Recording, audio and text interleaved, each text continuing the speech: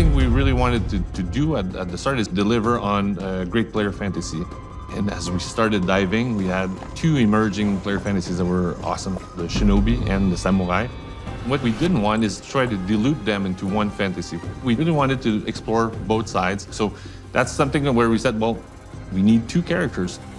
The setting that we had, the Azuchi Momoyama period in feudal Japan, was such a nuanced time. So it was really interesting to be able to work with dual protagonists and develop these two characters as individuals, because we really had the opportunity to explore this era by playing off these two different perspectives. As we worked our way through it and came up with a dual protagonist, it became very clear that Naoe is the stealth character and Yasuke is the fight character. Speed and agility on one side, then brawn and strength on the other. They differ in every possible way we could make them differ.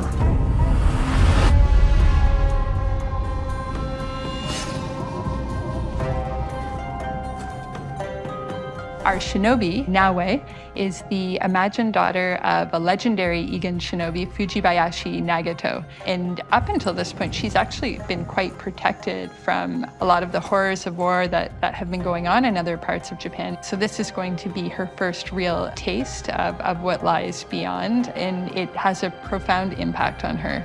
I wanted to have the stealth as a core pillar in Assassin's Creed Shadows. Player will recognize the classic Assassin's Creed experience in Naoe, but we're adding a lot of things that make her super unique, so she's the best assassin ever. We wanted Naoe to be extremely fast, efficient, acrobatic. We've worked a lot to make sure that she has the coolest, most spectacular parkour we could give her.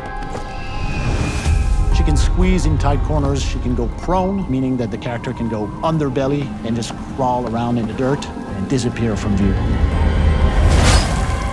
We really wanted to leverage all the light elements that come with our new tech and use it in a core way for our shinobi fantasy specifically. So what that means, at night, you have to read the environment and hide in the pockets of shadows that are cast naturally in the world. And that affects how NPCs can see you and if they can sense you at all.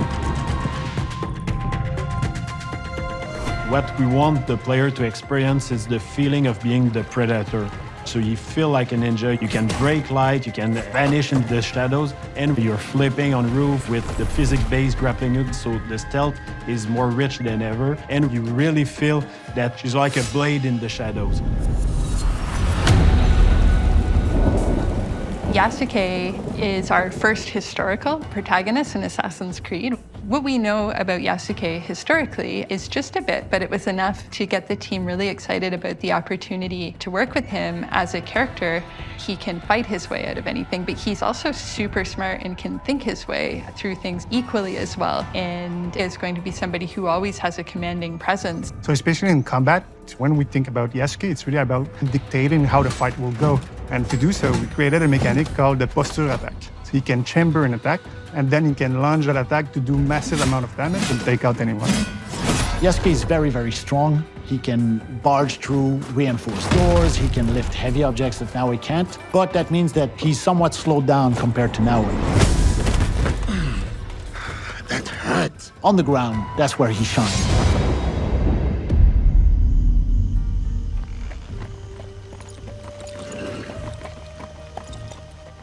We have two characters who have such different gameplay styles. So for every situation, every gameplay moment you're going to encounter, you really need to think through everything from these two perspectives. Blood must be paid in blood, Yasuke.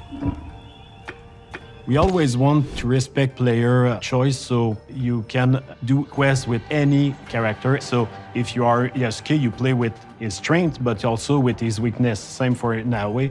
Each character has their own skill trees, but also they can master the different weapons. So it's not just about stats, it's about the player competency to really understand how the different mechanic works. They have different speeds, they have different HP, they have different gear sets, so they're very unique and they're a great balance of two player fantasies. The most exciting part of having our dual protagonist is the distinction and the fact that they don't really overlap. Narratively, they have common goals and they are aligned on what they want to do, but the way they go about it is drastically different. Sometimes playing Naoe, even if you're very good, you'll hit a wall and some enemy is gonna kick your ass and you go, you know what, let me switch. And the same is true for Yasuke. Sometimes you'll get a setup, a couple enemies are high on rooftop that you cannot quite reach and having to go, you know what, let me switch back to Naoe. And having this push-pull that players get to experience of which characters is good in what situation, it gives us lots of levers to play with and try to break the mold, I think is the most fantastic thing we've achieved with our dual protagonist from a gameplay perspective.